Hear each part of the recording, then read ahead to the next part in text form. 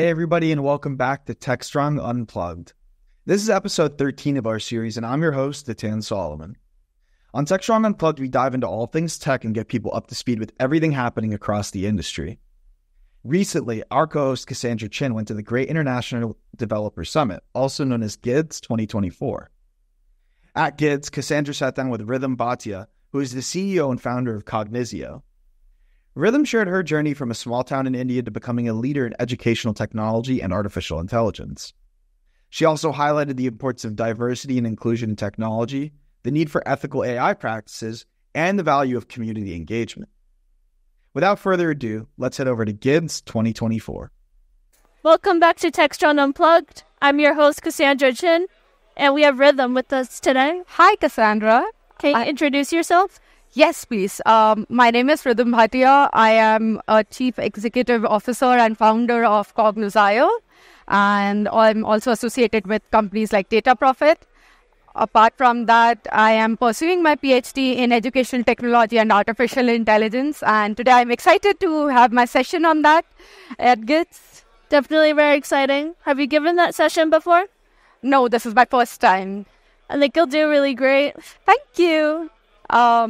I have taken some sessions, but this is my first with such a amazing crowd with and who are so enthusiastic people like you. Yeah, I think they're really eager to learn here. Yes.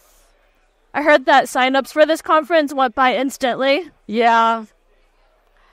Can you tell me a little bit about how you got started into tech? Well, I come from a small town here in India, Kanpur, Uttar Pradesh, and my school had really cool teachers, especially we had a female teacher for computer science, and I used to idolize her. And she got scholarship and she went to USA to pursue her PhD. I got so inspired. I was like, wow, this is the power of education and technology, that from the small town, she's getting to travel the world and achieve and create so many things. And even when I would spend time in the labs in my school, I would get to create new things and see results there in form of websites, in form of games. And that is what made me so inspired me, and I developed that sort of hunger towards technology there, that you can achieve a lot, you can create a difference and see the cool results as well. I think you're really fortunate that you got introduced to technology with the fun part. Yeah. You said you were introduced with like games and education technology. Yeah. Is there anything which you remember which was really fun? Well, I remember the fun part was that we started with Logo. That was a basic language, and we used to create games. Even during my master's, I created a game on using reinforcement learning, the game of chess, where you can update the moves. I think that was very cool. So, yeah. Yeah, I think chess is really fun, and the rules are so complicated. But when you are the one creating algorithm, you know that this one person will win, and you can always analyze the patterns there. So did you program any computers play chess, or just player versus player? Player versus player. Okay. Yeah.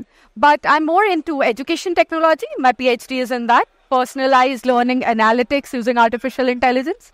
So I get to analyze the psychology part as well and the pattern as well. So to extend it from the gaming into the real world. Yeah. Can you explain about the patterns you analyze more? The patterns we are analyzing in my PhD are time-based, so it's more on longitudinal basis. So how a student learns and responds to exactly the same questionnaire over time based on different scenarios. So before exams, what are their response like, and before their holidays, how they respond to the similar questionnaire, and what are their thoughts that is going on in the student's mind, so that the learning can be made more fun. Like you said, that I'm fortunate that I got introduced based to the computer science world, and the fun part, I feel everyone should be, for everyone, learning should be fun. I definitely agree with you. So people have different answer to questions based on different times? Exactly, and same question based on different times. So it's just that they are more stressed, so they will respond to the same questionnaire in a different manner. But if they are more relaxed and having fun, they will respond to the same questionnaire in a different manner. So it's a little bit about like human psychology. Exactly. And artificial intelligence can help us analyze those patterns and help us better. So is artificial intelligence really far along on helping you to analyze?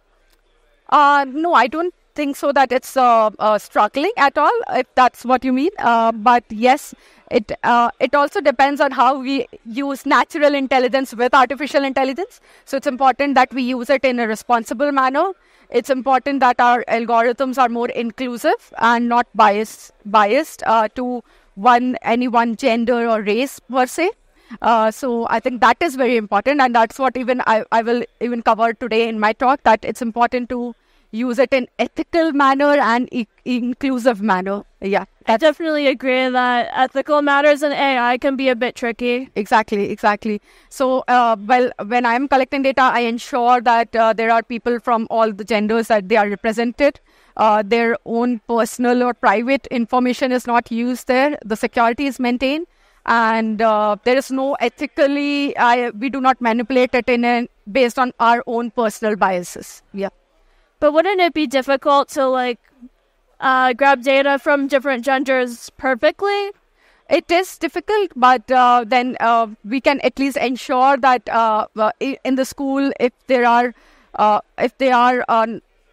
there's underrepresentation of a gender, we should then adjust our weights accordingly.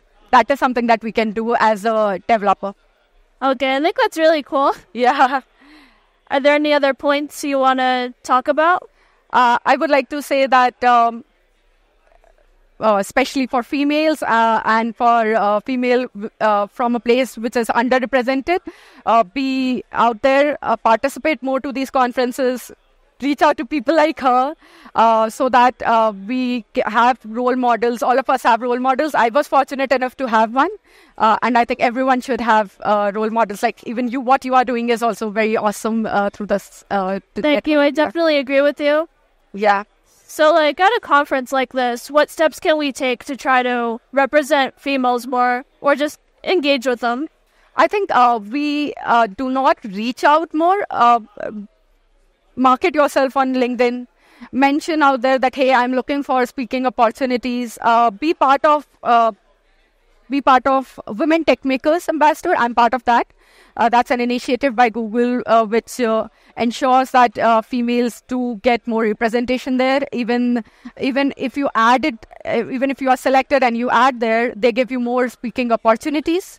You get an algorithm. Your name comes up in suggestions more. So be part of these initiatives. I am also part of India-Finland alumni community. I myself mentioned that, hey, I heard you are looking for a chairperson. If I can just throw my name in there and see if I can win the elections. So be more confident and look out for more opportunities. Do not hesitate to make that first move. So for the Google initiative, which you're a part of, is there a minimum bar of knowledge or technical expertise? No, but they do like to see that you are doing something for the community. You are you are volunteering your time to mentor other young girls as well. So that is the only criteria, and you should be doing something in the technical space as well. But they do not have any criteria that, hey, you should be a PhD student or you should be a master's student or something like that. So really anyone who's a little bit of technical should give it their shot? Yeah, and technical and is doing something for the community should give it their shot, yeah. And do you work with the community a lot? Yes, I do. I was, even during my college days, I would volunteer for the conferences as a student and really from picking up the chairs to helping the speakers but that also leaves strong impressions on you. You learn a lot that, okay, what are they speaking on, and then you follow them on LinkedIn that, hey, what did they do when they were in bachelor's and master's? So you can figure out your path through that. You can carve your path through that. So even a small part, like picking up the chairs, can really help you get involved. Exactly. Because you get a chance to listen to them speak. So even if really everyone starts from scratch. So there's no shame or no harm in starting from there, because you can learn a lot and then one day sit here, give interview and be a speaker yourself. Have you built any like really valuable connections while you were doing that job? Yes, and they are still very strong connections. I got to have like really cool mentors through these initiatives from Grace Hopper Conference, and that's how I came to know about Google Summer of Code. Got a chance to be a mentor there, and then came to know about Women Tech Makers Initiative as well. How was your experience with the Grace Hopper Conference? I loved it because that is one place where females are more in number and males are minority. But that's not the reason why I loved it. I loved it because I got to see people from my own gender and specifically from my own ethnicity as well stand up there and be speakers. That gives you lot of confidence. Grace Hopper is also very strong in USA. I do admire her because she's the one person who did so much in the computer science field. So I think like going to conferences is good, but sometimes it can be a little bit hard because females are the minority. Yes, it can be a bit intimidating, I think, if that's the right word. Here, that's the right word. Yeah, it's not hard, but I do not hate it. I mean, but it's intimidating because then you feel that where are the other females at? But I think that is something that we can change by being more proactively being part of it. Yeah. So, like as developer females, it's important to have a good balance between attending normal conferences, but also engaging in like women developer activities. Exactly. There are people who helped me, male and female both, mentors, who helped me and who were good role models for me. So it's important to give back to the community. It's important to lend a hand to upcoming generation and help them and uplift them as well. So that so the graph should go up. Yeah, that's the point. Have you been to the GIDS conference before? No, this is my first time here. It's also my first time as well. I think it's a really cool conference, like a lot of passionate people.